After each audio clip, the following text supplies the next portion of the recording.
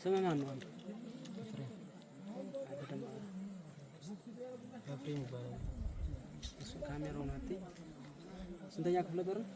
መቶ አንደኛ ስንተኛ ሻለቃ? አምስተኛ። ስንተኛ ሻምበል?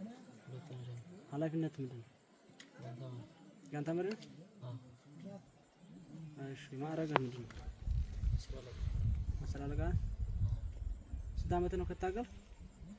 5 ዓመት ነው። ወደዚህ ትግል እንዴት ገባህ?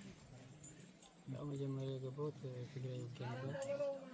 ምክንያቱም መጀመሪያ ነገር ያለው ያው ያን ሰዓት ያው አንድነት ነበር ምናምን እንደዚህ ገባሁ እስከ ዛሬ መጣን። እዚህ ሸዋሮ አማራ ክልል ገባን። አማራ ክልል ያው 3 ዓመት በዚህ መራቤት ላይ ቆይተናል ማለት ነው።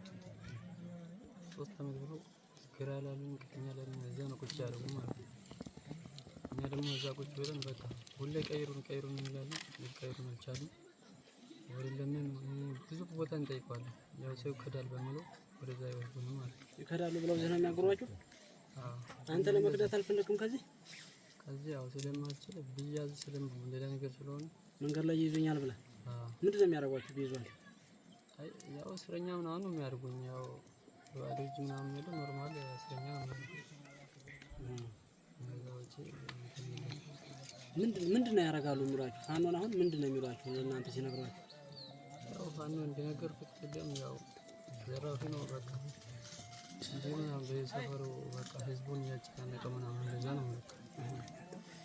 እና ዞሮ አሁን እኔ በሁለት ቀን እና 3 ቀን ውስጥ ያየሁት ነገር የተለያየ ነው የሰማሁት ነው። ዞሮ ያው መሪያችን ናቸው፣ የኛ መሪ ናቸው። እነሱም ምንም እንሰማው። ስለዚህ እናንተ ጋርም እንደዛ ነው። እናንተም የምትነግሩትን እሰማለሁ ባል እንደዛ ነበር ማለት ነው። ዘራፊዎች ናቸው ህዝብ ያንገላታሉ ይሏችኋልኛ? አዎ በቃ እንደዛ በዚህ ያው ሰፈር ለሰፈር እየተፈለከ ብር የሚለቅ ምናምን ነው ይመስላችሁ እናንተ? ከህዝብ የሚቀበል ብር ምናምን እንደዚህ የተቀበለው ምናምን በቃ የሆነ ብር ምናምን እንደ ባንክ ምናምን ነገር ነው ይመስላችሁ? ወደ ራሳቸው ወደ ታጋው አካውንት የሚያከማች ለግል ጥቅሙ ለግል ፍላጎቱ ብቻ የተደራጀ ነው፣ ለህዝብ አይደለም ይሏችኋል።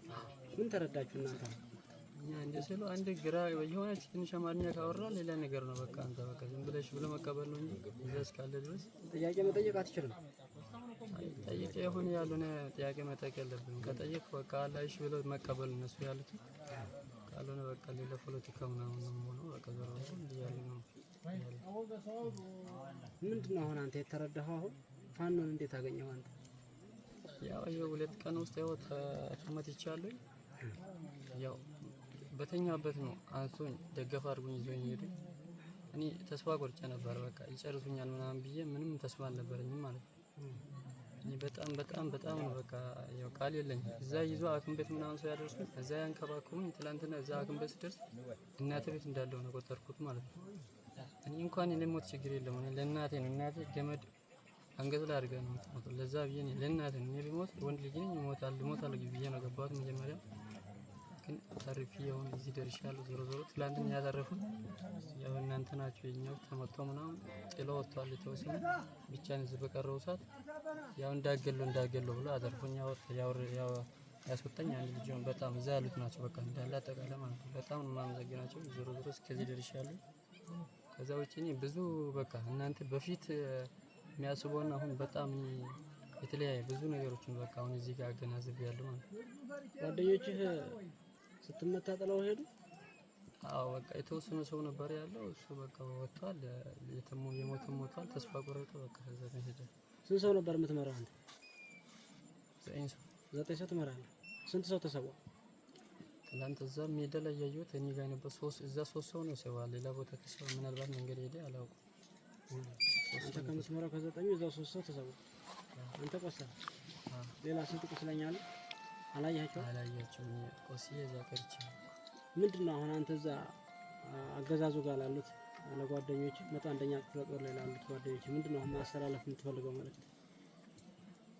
ያው ምን የሚያስተላልፈው ነገር ዞሮ ያው እኔ በርግጥ እኔ እዚህ እንደዚህ ብናገር የሚያምነኝ ሰው የለም ባይዘው ማለት ነው።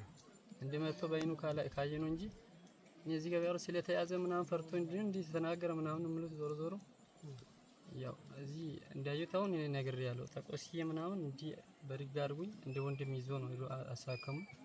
በጣም እኔ በጣም ብዙ ነገር በቃ እዚህ አይቼዋለሁ ማለት ነው። ግን እዛ ያሉት ያው እኔ በራሴ ሰላም ያምጣልኝ ነው የምለው። ይሄ እንደዚህ እንደዚህ ብዬ ብናገረው ያው ፈርቶ ነው እንጂ የተናገረው ነው ሰው እንትን የሚለኝ ማለት ነው። እዛ ጓደኞች ስለተያዘ ነው ፈርቶ ነው ስለተማረከ ነው ይላል። ግን ቢሉህም እንዲሰሙ የሚሰማ ካለ የምታስተላልፍላቸው መልእክት ስለሚያዩት ምንድነው ማስተላለፍ የምትፈልገው መልእክት የሚሰማ ካለ? ያው ባንስ ያው እዚህ ያለው ለምሳሌ እናንተ እየታገላችሁ ያለ ለአማራ ህዝብ ነው። ለአማራ ህዝብ ሁለተኛ ለኢትዮጵያ ሀገራችን በሰላም በቃ በትክክል እንዲመራ ምናምን በሚለው ነው። ዞሮ ዞሮ ያው እዛ ያሉ ሰው ግማሹ የሚያወራው እነሱን ተው ይላል፣ ግማሹ ደግሞ በቃ እዛ ያለው በቃ ሌላ ነገር የሚያወራ ሰው የለም ማለት ባይዘው ማለት ነው። እኔ አሁን ለምሳሌ ውጡ እዛ ያሉት ውጡ ቢላችሁም ራሱ ወጥ ይወጣል። በየቀኑ ይወጣ ነው። አንድ የቀረ ሁሌ ደሞዝ በገባ ቁጥር 2-3 ሰው ይወጣል።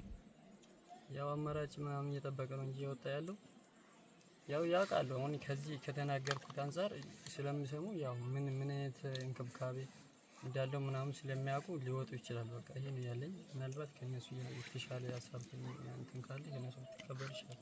ደሞዝ ባይከፈላችሁ ትታገላለ ለሀገር? ደሞዝም ምንም ይሁን እኔ ምናልባት እዚህ ምናምን ለደሞዝ ብዬ አይደለም የቆየሁት ማለት ነው። ደሞዝ አንደኛ እኔ እናቴ በጣም ደካማ ናት፣ ታማሚ ናት ማለት ነው። አባቴ ብዮት የለም።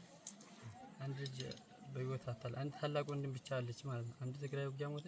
የኛ ታላቃችን ብቻ እናቴ ጋር ነው ያለው ማለት ነው።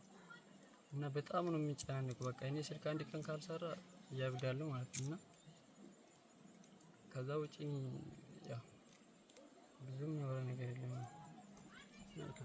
ስምህ ማን ነው አንተ?